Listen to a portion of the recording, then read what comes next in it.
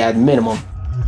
Now this one, I really just wanted to read the headline. I'll read into the article and see if there's anything interesting, but I really just wanted to read this headline. Avengers Endgame directors got $5 million to not make a League of Legends film. You read that right. Let me reread the sentence so that you know you heard what you think, what you assume you've heard. Because I know you're sitting there breathing out with your crinkle cut, dry ass lungs, all your internal organs like your liver, trying to filter out all that sugar that you constantly keep drinking out of all the liquids in your body. Your stomach bile is becoming less acidic because all that sugar is in that bitch neutralizing it, because all you eat all day, every day is sugar. Why are you breathing in and out? Wait, hold on. Why are you breathing in and out?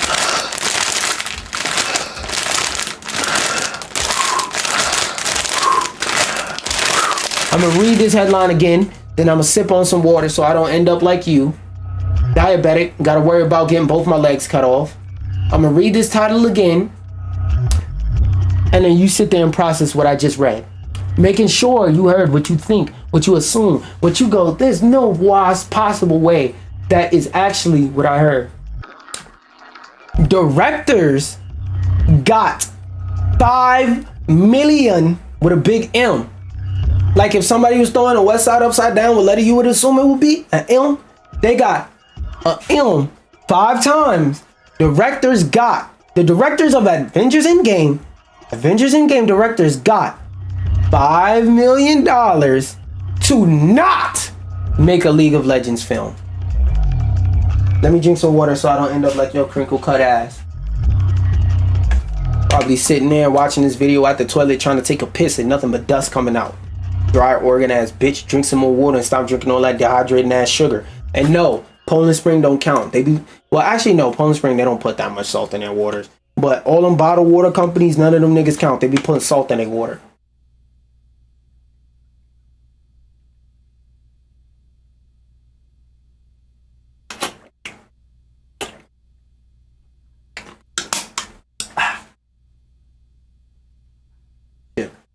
I've been talking a lot. I needed to hydrate myself. Riot Games is struggling to turn the MOBA into a massive entertainment franchise, which honestly, I don't support nobody. I support crossover media and stuff like that, but fuck no, y'all niggas don't need a movie. With this one, I don't have much background on it, so we're gonna do what's rare and read the first paragraph. Because for those of y'all who don't know, usually whenever I read articles on this stream, I pick articles about things that I have knowledge of and I skip the first paragraph because the first paragraph is usually the same shit that I'm going to yap about. And either that or it's usually fucking useless because all they do is just put throw a bunch of word salad on there so that when you're typing on Google looking about things for certain product topics, that their articles are more likely to pop up so they could get ad revenue, which you can't see here because this whole white section of the screen is supposed to be an ad, but I have ad blocker on. Now I'm not going to tell you which one I have, but if you know how to identify which one I have and you can tell, hey, shout out to you, gang. Also, shut the fuck up. Stop telling these niggas what ad block you use. That's how your shit gets shut down and nerfed. That's how niggas catch on. That's why, even though I would love to share what pirate sites I use to watch movies, TV, movies and shit like that, I don't. Because when I used to do that, my shit used to get shut down faster and they have to change links more often. Shut the fuck up. Anyway, also shutting the fuck up is a good life skill in general to have, but let's go back to this. In 2021, Netflix's League of Legends animated TV show Arcane became one of the biggest hits for the streaming giant. Blah, blah, blah, blah, blah. Riot Games has reportedly struggled to make the mobile game a bigger entertainment franchise. I don't understand how that's the case because there are literal characters in League of Legends that are just like pop stars. Like the whole idea of the character is supposed to be that like they're a K-pop star and they release real music videos and shit like that based on those characters that funnel people to the game, A, or B, give people a new reason to pick a character and give them another stream of revenue because the character is animated. So if anything happens with the original voice actors or the original songwriters and stuff like that, you could just switch them out and still keep going. That's a very good source of revenue, because you could put them on at concerts and stuff like that. Like, let's say something like a Rolling Loud. Do you think a Rolling Loud is not going to accept a good 4 or 5 million to have their production team go?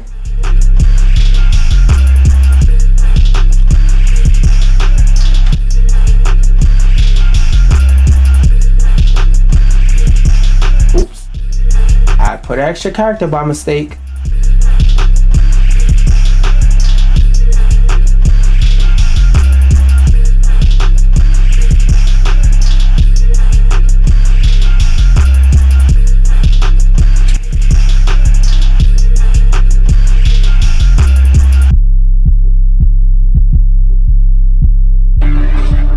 You think League of Legends, you think Riot Games, the gods of microtransaction, don't have enough money to make a nigga a large concert? Like, maybe there's something larger than Rolling Loud, but make somebody go ahead and type some shit in like that, go to YouTube, type in the name of video, press play on the stage for millions of people to see and hear it and listen to it.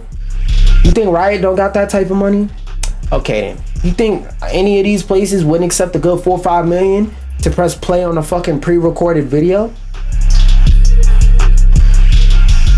So my point in saying that is they've definitely broken through into music. Now, they may not be top #1 charting or nothing like that, but they definitely have enough money to get themselves into the payola system to do that. Especially with the way that music works now, it's not like you have to fight against a bunch of radio giants to get your shit played on the radio. You now also have outlets like Spotify where you could chart #1 on Spotify just off of having a lot of people listen to you. Come on now. Part of the problem seems to be a lack of experience. Well, yeah, you're primarily a game development company trying to turn into a media giant. Of course there's going to be something you're not experienced in, dumbass. Leading to a situation where Riot Games had to pay 2 famous directors $5 million to not make a league. Riot paid them? Wait, what the fuck? Why would you pay niggas to not make a movie about your...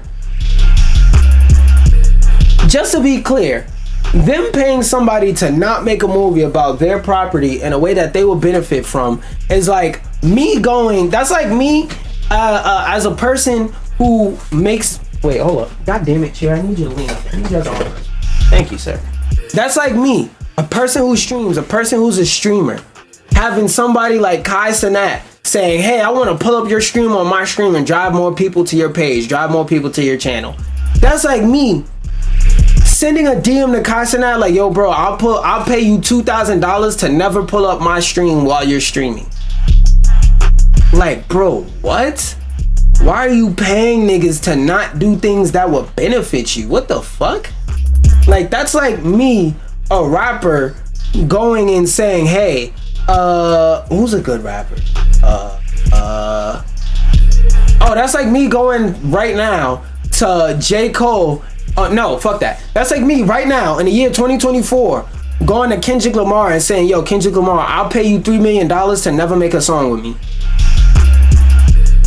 What the fuck? Why would you do that? Why? What would be the purpose behind that? Seriously. I want to read on. Now I'm interested. Because I thought like somebody else paid them. I thought like Marvel basically signed them to like an exclusive contract or something. But Riot did? And a new report from Variety about Riot Games and its attempts to make League of Legends into the next major Hollywood franchise. God, I hope not. It's revealed that a few years back, the video game studio was working with Anthony and Joe Russo on a League of Legends movie. The Russo brothers are famous for helping guide Marvel's Avengers sequels into the stratosphere. Variety reports that at some point, Riot reconsidered the creative approach the company was taking with the Russos and ended up costing the studio a lot of money.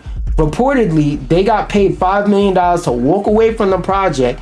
So the contract was fucked up and they basically said, we'll pay you to leave this shitty situation. Representatives for the Russo and Riot declined to provide them with a comment, but Riot co-founder and chief product officer Mark did offer a comment that his company was still committed to producing TV and movies, but admitted that it was still learning to do that. Basically, they say, we don't know what the fuck we're doing and we're just guessing as we go along. Our ambitions in entertainment hasn't changed. We were never intending to operate like a traditional studio with traditional timelines, because their main focus is League of Transactions. What did change as we learned more was our expectations of ourselves. We realized that getting it right takes a lot more time than we'd originally expected, and so we recalibrated our development, output goals, and teams with that in mind. Basically, it sounds like bullshit talk for we're about to restructure. When they asked about the 250, this is also a bunch of word salad. This is basically why I don't read the last one or the first one or two paragraphs, because of this shit right here. You can read that if you want to, but it's basically a bunch of fucking word salad. Yeah, that's crazy. So they basically said, we don't know what the fuck we're doing so hard that we had to fuck around and pay somebody millions of dollars to not make movies with us because we fucked up their contract and their negotiations and their deal so damn bad that we ended up in a situation so bad it was better for us to just pay everybody to walk away from the scenario and the situation, or pay the key members and key people in this situation to walk away from the scenario. That's fucking crazy. That's fucking crazy. And the last piece of news type of bit is this TikTok that I saw earlier. Oh wait, no, this is the wrong one. This is a funny one I saw. Wow, there's so many This is a funny one I saw. This is the news.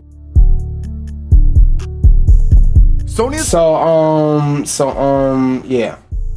I saw this news earlier as I was watching on TikTok. I've already seen the full TikTok, but I'm gonna let it play, and I like specifically wanna talk about it.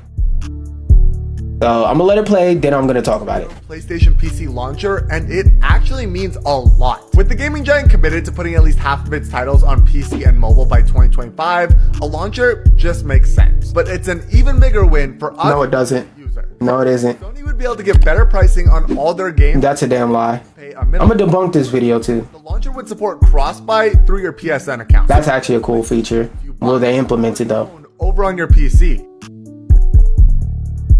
Okay, exit out. Sony is working. So now I'm gonna go through and I'm gonna address some of the points he made in this video, because as I was watching that, I was like, oh god. Because we know if it's any company, we know, first off, let me sit down. But we know that in the PC gaming space, the number one thing that we need is more fucking launchers to download on our goddamn system, right? I always believe in competition, but if this isn't proof that what I'm saying is slowly coming to fruition, that console is slowly becoming more and more irrelevant and more pointless, and that everybody's just gonna compete on PC. Because like a lot of people still don't realize that a console is just a PC that you can only play games on, especially with PS5 having no internet browser. It's really just a console that, I mean, not a console, a computer that you can only, that's designed only for games and maybe streaming anime every once in a while. But like on PC, one of the most annoying things is having to bounce back and forth between different launchers to play games. So having another launcher to download is like, oh my god, no, please, god, no. PC launcher, and it actually means a lot. With the it does mean a lot, but not a lot of good things. Gaming giant committed to putting at least half of its titles on PC and mobile by 2025. Now, the one that surprised me is mobile, because I haven't heard anything about that. So I'm a hold that one in like limbo, so to speak. I'm gonna hold that one with take that one with a grain of salt, because I've never heard PlayStation say shit about mobile. But unless he's talking about like game streaming, if he's talking, because like when he says put their games on mobile, I'm imagining like actual ports. But if he just means game streaming, technically that's not putting your games on mobile to me. But if that's what he means, then cool. But if not, whatever. But like, you make a whole gaming computer and you still put your games on PC? Like, nigga, are you going broke? A launcher just makes sense, but no, it does not. It's an even bigger win for us as the user. This nigga must be a Sony fan. Like this is the first time I ever seen a video from bro, so I could be wrong, but this sounds like some Sony fan shit, because no, it doesn't. Sony would be able to get better pricing on. No, they wouldn't. Sony would not be able. Well, let me put it like this. Would they be able to give better pricing on games? Yes or no? Yes, because it is cheaper for them to discount their games if it's on their platform where they scrape in and rake in all the profits all the time. It is better for them to lower the price and give us better prices, so to speak. Yes, because if you, for those of you who aren't familiar, if you put your game on, let's say Steam, Epic, you put it on Steam, Epic, GOG, or whatever other launcher, or even like Xbox, Windows Store, whatever. If you put it on any launcher or storefront interface besides your own, you now have to pay like maintenance fees. Basically, you have to give a portion of your sales over to that platform, and then as a business, it's already expensive enough to make games and have to recoup on top of, like, if you have to pay out any licenses, because for games like, great example, Spider-Man, they have to pay Marvel. Well, even though Sony owns it, they still have to pay Marvel and license that property out from Marvel, because Marvel equally owns the rights for that. And you know who Marvel is under? Disney. So that might be a bitch and a half, and that might be kind of pricey. So they might want to keep the prices of games like this up, or keep them closer to full price for longer because of things like that. Like, and that's just a general example, but it could get, I could go way deeper with it. Way deeper. Another thing, it's like, could they offer better prices? Yes.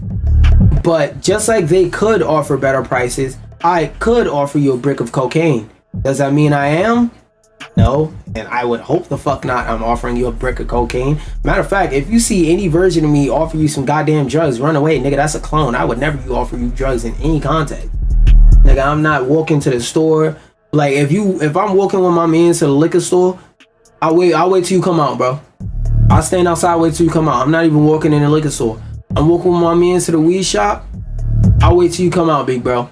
I'll wait till you come out. And it's not even on some high and mighty, I don't do drugs because I'm high and mighty. I just don't see a point. I don't want to be around it. Simple. I don't want to be around it. So if that's what you're going to deal with, and it's something that's harmless, like if my man's is walking with me and that nigga go to a trap house to get some crack, like, no, nigga, you're not my man's no more. But like a weed shop, liquor, something like that, something that's harmless, I'll be like, yeah, go do you, and I'll wait for you to come out. I don't even remember why did I say that? What the fuck? Oh yeah, I said a clone of me. But yeah, point is, just because somebody could offer to do something for you, that doesn't mean that they should do it or that they're gonna do it. Like I said, I can offer you a brick of cocaine, but I'm not. I would never. Let's keep going. All their games, since they wouldn't have to pay a middleman. But more importantly, that's not why their games rarely price drop, and why they price drop way slower than it would if it was on Steam or something like that. The launcher would support cross-buy through your PSN account. That one could be true. The jury's out on that one, and we'd have to see if they actually do that. If that was the case, that would actually be pretty freaking cool. That would be a legitimate reason to use a PlayStation launcher. I think they should still offer it on Steam, but remove the PSN requirement, because PSN has very, very, very shitty support, customer service, and security. But it was another thing he said. You can play the PlayStation games you buy or already own over on your PC. That could be a cool thing, but who says that everybody wants to do that? It was 3 things he said. Working on its very own PlayStation PC launcher, and it actually means a lot. With the gaming giant committed to putting at least half of its titles on PC and mobile by 2025, a launcher... That might have been the first one. But no, it doesn't. Oh yeah. That's the thing I wanted to address that I didn't say. It also doesn't just make sense for them to make a launcher, because you're better off putting your games on Steam, because one of the hardest things to do, and this is with people who are creatives and content creators of any kind, because making a game is content. A game is content. You have to create that game. You are a content creator when you make games, when you're a game developer. It's just when people generally say the term content creator, they're referring to people like me who make videos. But when you're a content creator of any kind, honestly, but especially of this kind, it's really hard to get people to go to a different platform. People are stubborn. Even with me making YouTube videos to try and drive people to my Twitch, most of you niggas watching on YouTube will probably never come to my Twitch. And when I gain an audience, manifestation on Twitch, it'll probably be the other way around. Most of the people who watch me on Twitch will probably never want to go to my YouTube, even though it does exist. And if you are one of the few that do want to go across, you know, go ahead, do that. Cross-pollinate. I am not complaining. I love to see it. My greater overall, bigger, larger point, though, is getting people to get off of Steam to go on PSN off of GP, off of General Principle, is going to be very hard because niggas are probably gonna go, I would rather not play your game than do that. It's like when you go into like a CVS or something like that. Like, I know y'all have had this experience because this shit is widespread. Whenever you go into like a CVS or a Walmart, a Home Depot, anything like that, well, not Home Depot, but like a Walmart, a CVS or something like that, and you go to do something like buy deodorant and they got it locked behind a cabinet and you gotta go press a button or you gotta go pick up one of those fucking things on the machine and go, I need someone at not Pain and Sleep, because that just triggered my trauma. Oh, I need someone in body care. I need someone in the body care section to open up deodorant. You find that annoying? Yeah, well, so does everybody with social anxiety, and even people who don't have social anxiety. That shit's fucking annoying. And there's been studies done that show that more people would rather go buy it from a store that doesn't lock it up than to press that fucking button and wait 15 minutes for some lazy ass employee to walk over there and press the goddamn button for you to open up deodorant. And whole time, employee don't even be lazy. It's 17 people calling that nigga to go and unlock shit at 17 different fucking locations for shit that shouldn't really be locked up. Cause like, I know it's a meme and it was a viral tweet or whatever, but I feel like that viral tweet from one of the many accounts that make the same fucking tweet over and over, if someone wants to steal deodorant, I think we should let them. That has to do with basic hygiene. I think if somebody wants to steal deodorant, we shouldn't be on their dick about it. But like, same thing with this, going back to my main overall point, it is hard as fuck to push people to another platform if they see you on one platform, and what you want to do is minimize the amount of reasons for them to say no. Because the average person, here's something for any of those of y'all who want to get into content creating or marketing in any field. One of the key things you have to know about marketing 101, the consumer is looking for a reason to say, fuck you, no, I'm not doing that. Let me repeat myself. And it sounds exactly like it sounds because that's how it is. The consumer is always 100% of the time looking for a reason to say, fuck you, no. It's your job as somebody who is marketing and trying to push somebody from one platform to another is give them the least amount of reasons possible to say no. Oh wait, also let me unfull screen this so you can see dude's username while I yap. Your job is to do your best job to minimize the amount of reasons. And you know what's one of the best things you can do to minimize the reasons? Create a great platform first. I can already tell you right now, the fact that it's linked to PSN, that you're gonna have to sign into your PSN to use a platform, it's already gonna be considered not a good platform. That's number one. Number two, PSN is very unsecure. Nobody has faith in your security. Since PSN has came into existence on the PS3, that shit has been getting relentlessly hacked over and over. Lizard Squad keeps fucking y'all over and keeps haunting y'all goddamn dreams. Cause PSN was getting hacked way before Lizard Squad. Lizard Squad is like the first big occurrence where the general public knew about it. Relentlessly, PlayStation has been getting hacked over and over and over. Them niggas have been getting hacked. It's actually kind of fucking surprising that their security is this damn shit, and they've been getting hacked relentlessly for like the last 15 or however many years it's been since like 2006 when the PS3 came out. It's kind of crazy information. But yeah, that's pretty much most of what I got to say on that topic. But the last thing I want to show y'all is this video I randomly scrolled across. I randomly found on TikTok. And I could tell this is old because in this video they're talking about PS4 and Wii U, but this video just has a great sentiment that I just want to share with you guys. And I can show y'all the name of the page that it's posted on. I think this might be a reposter, I'm not sure, but if this is, let me see, not my videos, okay, so fuck y'all. This is a reposter and I don't know who the original is because it's untagged, so please, if any of y'all know who the original is, tell me in the comments and I will pin your comment.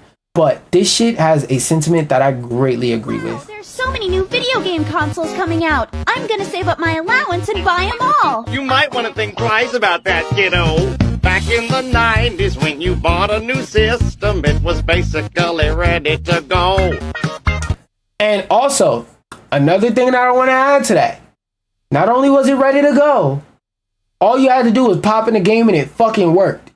Nowadays, you gotta get the system. After you finish moving everything out your entertainment system, saying goodbye to your old console, crying because your bitch ass took forever to upgrade, you put your old console to the side, you plug in your new one, you gotta wait 3 hours for your shit to update. Wait, hold on. Let me make sure nothing's burning in the fucking kitchen. I'll be back. I'll be back, y'all. 1 second.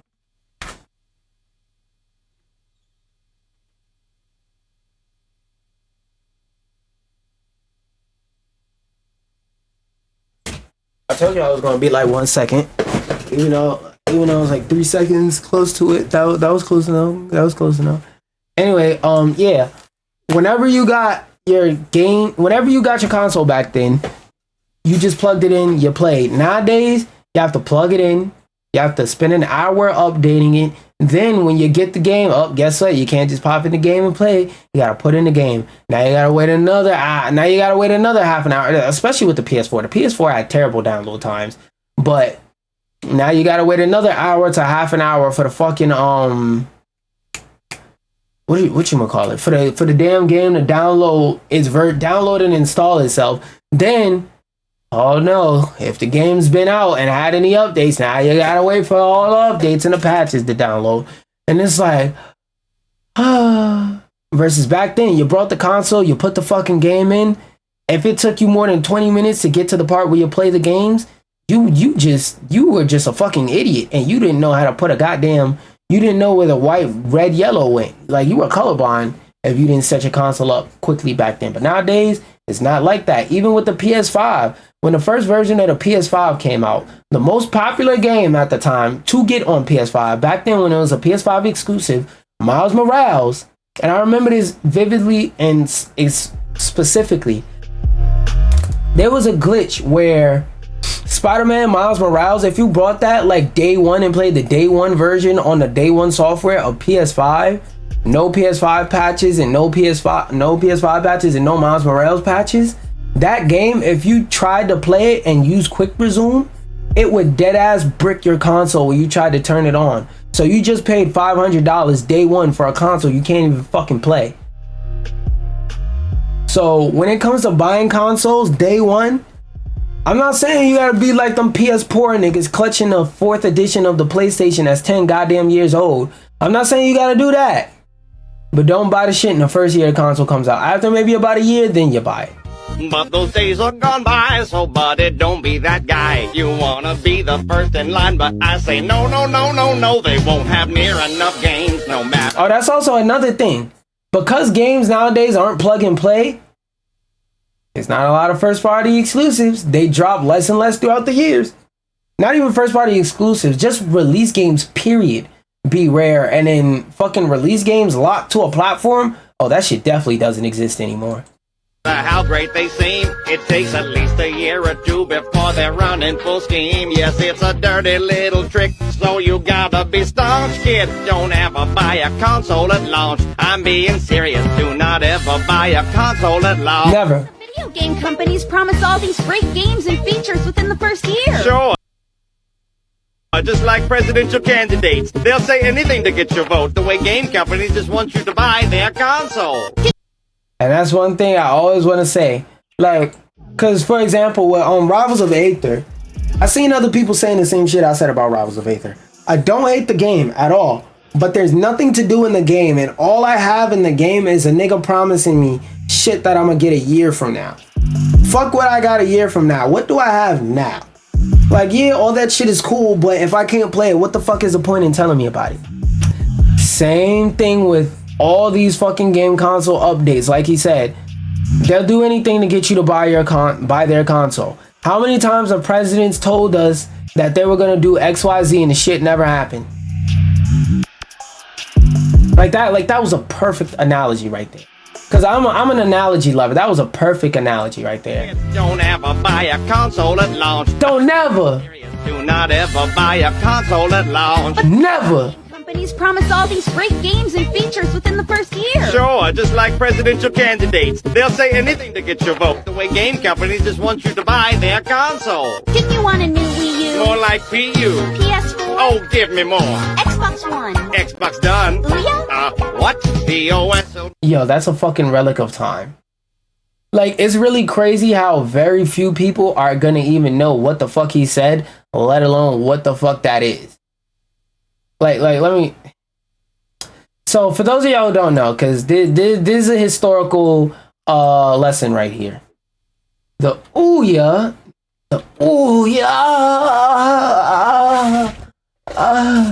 was a gaming console. This is what the Ouya was. Let me go to images. This is the Ouya. This was a real console that came out back in the day, and it released terribly. This game console was in 2014 trying to be the first digital only console. Now, well, the first major digital only console, because it wasn't even the first at that. But the first thing I want to say is this, like, yo, bro, not only did this shit suck and lose support, 99% of the Ouya's game, this was back when console exclusives were still something that people gave a fuck about. Not only did the Ouya have no real exclusives, the few exclusives it did have were literally just mobile games you were playing with a controller. And a lot of their heavy hitter games was shit like a rain simulator. Let me give you another one of their heavy hitter games. Crossy Frog or Leapy Frog, whatever the fuck that game is, that was popular back then. That was basically just Frogger, but instead of moving side to side, you just got a time when you tap. Yeah, they were just a glorified mobile gaming box. This shit was a horrible console. From launch, doomed to fail. Yup, see that? Somebody called it doomed to fail. Now you can look up other videos for more like detailed stuff about its history, but this shit is one of the worst consoles to ever exist in the history of gaming by far. And everybody who knows of the Ouya knows it as a joke. It's not even on some GameCube shit where you look at the stats, you look at the scoreboard, that shit failed. But you know, a lot of people who have beloved memories with it, or like a old original Xbox where financially it didn't do well, but there's a lot of people who have fond memories with it. Versus this, nobody who brought an Ouya had a positive experience with an Ouya. That's just a little mini history lesson. That the joke was that it was somebody thinking about buying an Ouya. So you gotta be to buy their console. Didn't you want a new Wii U? More like PU. I love this character design too. Xbox One? Xbox done. Ouya? What? POS will be a mess. So you gotta be staunch, kid. Don't ever buy a console at launch. Wait, hold up. I didn't read this console, this message at first. No. Low system error. I am so broken. Go buy another one. Yup. Especially with the 360. The Xbox 360, for the OG Xbox 360, it has something like 60% failure rate. So statistically speaking, if you had an Xbox 360, you've seen the red ring of death or some variation of the red ring of death. 60 versus like a PlayStation, versus like the PlayStation 3 that had a similar a lot of people don't even know this, but the PlayStation 3 had a similar problem to this, but it was like something like a 20 to 10% failure rate. Versus Xbox, it is the overwhelming majority of Xboxes. And if we zoom in and only talk about these versions, the iconic versions of the 360s, it's damn near 100. Gotta be staunch, kid. Don't ever buy a console at launch. Now sing it with me, do. Don't ever buy a console at launch. That's right, and even if they release a picture perfect device, you know that 6 to 12 months later they'll be dropping the price. Ain't that Now it may take a little bit longer, 2 to 3 years, but still, they're gonna drop the price pretty soon. some crap? It's a trap, so you got to be staunch. Also, another thing I always say is like, bro, if you're not a content creator, like, bro, the rate at which I buy games is specifically because I'm a content creator. If I wasn't creating content, I promise you half these fucking games that I talk about and that I buy, I would not buy. Like Rivals of Aether, for example. I would have never brought Rivals of Aether 2 if I wasn't a fucking content creator. Okay, so it is what it is. Like, I would be playing and buying games like Deathbound, To the Brink of Dawn, To the Break. Shit like this. Like other games, like I said, like Rivals of Aether, I'd have this sentiment. But you know, a lot of people in high school, because their high school program had that economics class cut out of it, a lot of people don't know the basic rules to being a good consumer, and a lot of people have never researched it. I should do that. I should make a video where I use games to tell you like how to be a good consumer. That might be my next video essay. Child, don't ever buy a console at launch. Or Never, never. Never, never, never. Wait, hold up. Let me give you that last part again. it's a trap, so you got to be staunch. Child, don't ever buy a console at launch or Apple product. Yup. With that being said, I have officially finished yapping about video games for the day, and we can delete the my shit is wrinkly for the day. Control Shift Escape. I'm not gonna lie, I had to make sure I stream earlier, but I definitely am not in the mood to play Getting Over It. What the fuck do I want to play on stream? Do I even want to play anything on stream? If there's anybody watching this, live, I'm not getting off stream. I'm just reloading my browser tab. I'm just restarting stream. All you have to do is Control R or go up to your home bar, whatever. Reload the stream. If you're on mobile, just go out of the stream and go back into it. I'm literally pressing stop, letting it stop, and